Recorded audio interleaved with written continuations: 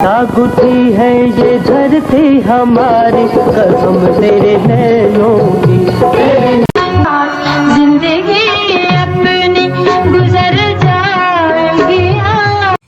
1971 के साल जहां नगमाती मोहब्बत के मौज़ूआत पर कई फ़िल्में रिलीज़ हुई, वहीं साल के आखिरी माह 20 नवंबर 1971 में एक्शन फ़िल्म खाक और खून को सिनेमाओं की ज़ीनत बनाया गया।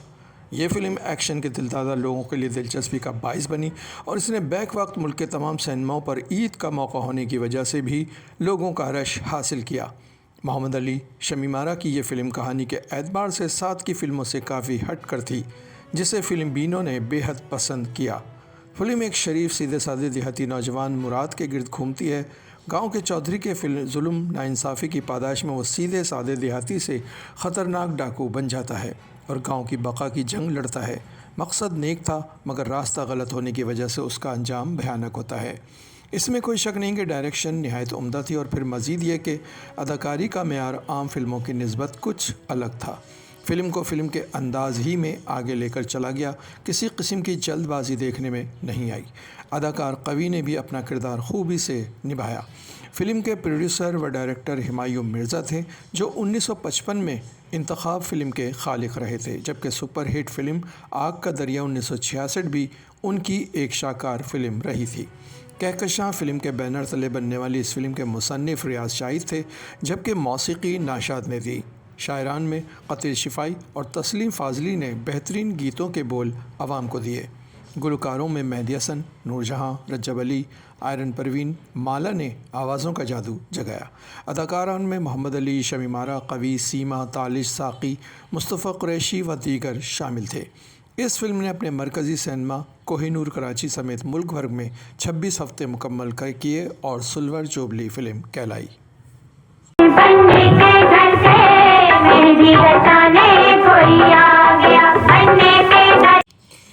5 अवार्ड हासिल करने वाली फ़िल्म ज़ीनत, जिसे 30 मई 1975 को मुल्क के सिनेमाओं पर रिलीज़ कर दिया गया था।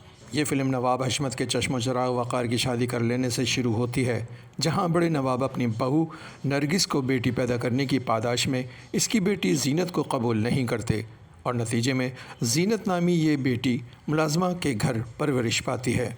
ज़ीनत नामी ये बच्ची, जो अपने दादा की नफ़रत के साए तले पल कर जवान होती है, बाद में पोते से ज़्यादा बेहतर साबित होने पर दादा की मोहब्बत और तवज्जो हासिल कर लेती है। फ़िल्म का टाइटल रोल निभाने वाली अदाकारा शबनम थीं, जिन्होंने इस फिल्म में डबल रोल अदा किया। एक तरफ उन्होंने माँ के जज्बात को पेश किया तो दूसरी तरफ बेटी के एहसासात को, जबकि उनके मद्दे मुकाबिल नदीम ने अपनी बेहतरीन अदाकारी की।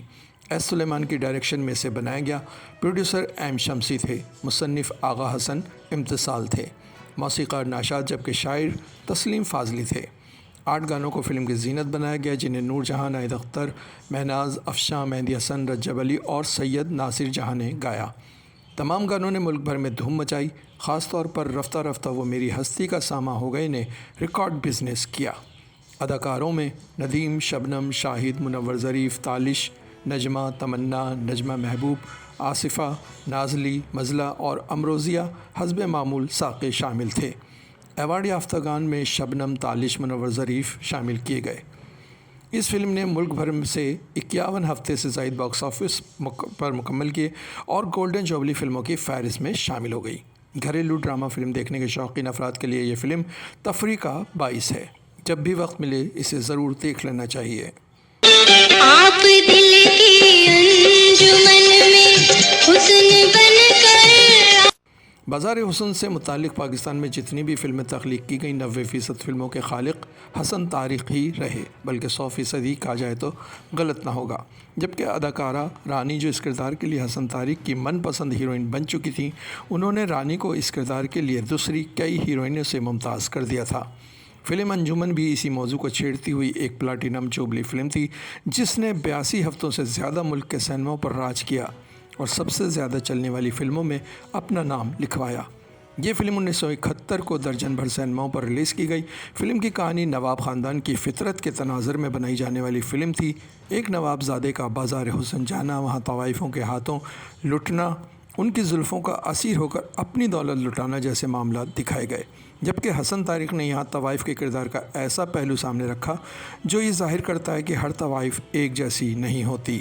ان میں سے کئی ایک عزت کی زندگی گزارنے کی متمنی ہے، مگر معاشرہ انہیں وہ مقام دینے سے قاصر ہے۔ انجمن کا ٹائٹل رول رانی نے ادا کیا۔ یہ کردار ان پر کچھ اس طرح فٹ بیٹھا کہ یہ فلم صرف رانی کی فلم بن کر رہ گئی۔ فلم بینوں نے یہ فلم صرف رانی کی وجہ سے ہی دیکھی، اور پھر رانی کی شہرت نے بام عروج پایا اور وہ صف اول کی ہیروئن بن کر سامنے آئی۔ رانی کے بعد اس فلم کے چلنے میں سب سے اہم کردار اس کی موسیقی کا ہے۔ فلم میں 8 گانوں نے تو جیسے اس فلم کو زمین سے آسمان پر پہنچا دیا۔ میڈم نور جہاں کے گائے ہوئے گانوں کی دھوم پورے ملک میں گونجی اور یہ فلم پاکستان کی تاریخ میں امر ہو گئی۔ کہا جاتا ہے کہ اس جیسی فلم پاکستان میں اب تک نہیں بنی۔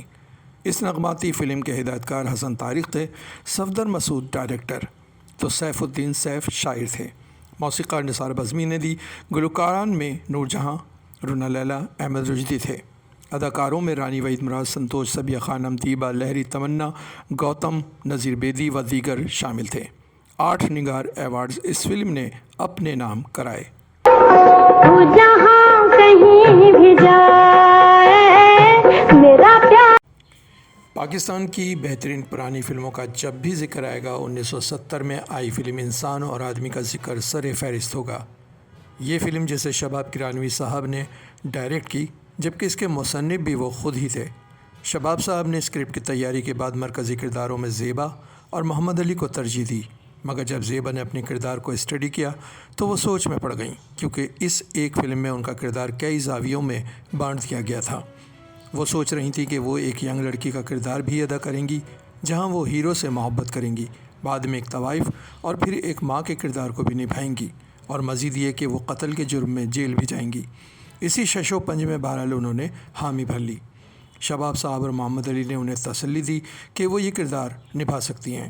فلم شروع ہوئی اور ریلیز کر دی گئی، اور وہی ہوا جو شباب کرانوی کی سوچ تھی۔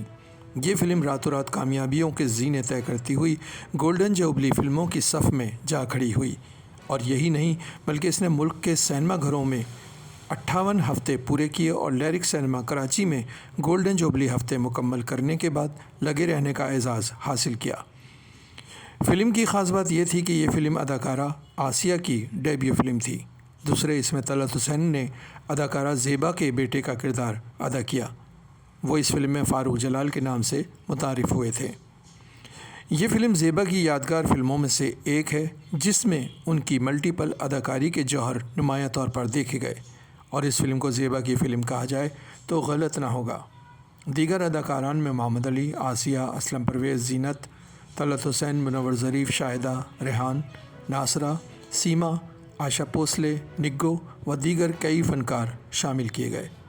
موسیقی ایم اشرف نے ترتیب دی اور فلم کو پروڈیوس کرنے والے اے حمید تھے۔ 6 گانے فلم میں رکھے گئے جن کی شاعری تسلیم فاضلی اور شباب کرانوی نے لکھی۔ گلوکاران میں نور جہاں، مہدی حسن اور رنگیلا تھے۔